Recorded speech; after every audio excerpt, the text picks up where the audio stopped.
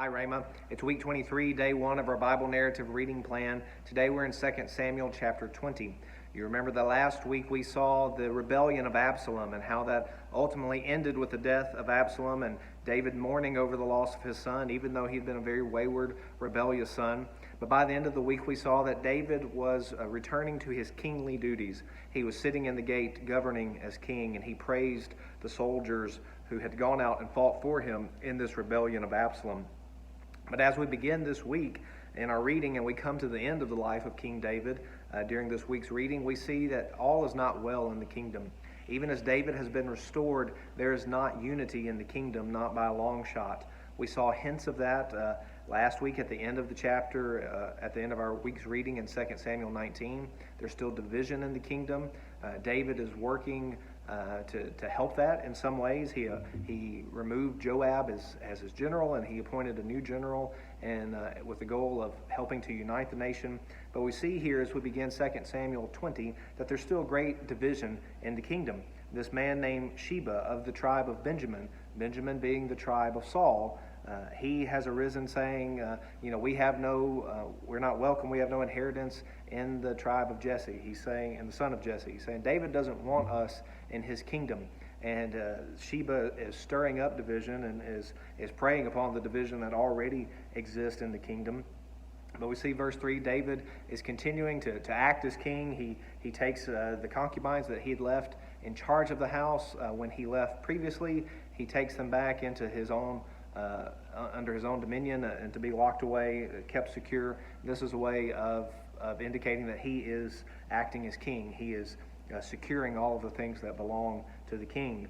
But then David calls out to his new general, Amasa, that we saw, that David replaced Joab and put Amasa in as general of the army. But then we see a private meeting with Joab, where Joab goes out to meet with Amasa and actually kills him in the process. And then Joab uses this as a battle cry. Everybody who's with David, who's with Joab, come with me. Now notice he doesn't say whoever's for the king, come with me. He puts himself in there. Joab has far too much power. He has far too much popularity and far too much power. And Sheba is in his rebellion, and Joab is pursuing him, and it's about to get to be a very ugly battle until we see yet again in the story of David's life that a wise woman intervenes and stops this sort of needless bloodshed. So you remember the story of Abigail and Nabal, and it was only with the wisdom of Abigail that she stopped David from acting very foolishly and pursuing Nabal and having a very difficult battle that was not based on righteousness but was based on anger. Well, here Joab is pursuing Sheba, and this wise woman intervenes and basically ends all of this. She makes sure that Sheba is handed over to Joab, and now that the battle is over, they can return to Jerusalem. And so by the end of the chapter, you see that Joab has returned to Jerusalem to the king, is what the text says in verse 22.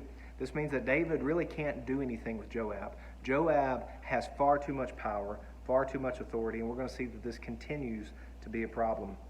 As you read the other reading for today, Psalm 25, you see what a life of devotion ought to look like. You hear a worthy prayer, and I pray that it would be a blessing to you and help shape you in your prayer as a contrast to what we see in the life of Joab and of the other things going on in 2 Samuel chapter 20.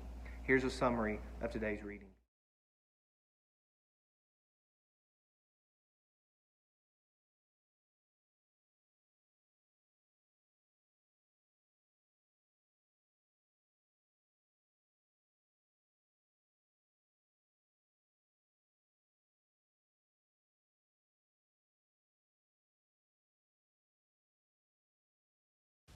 For more information, go to tunemyheart.org.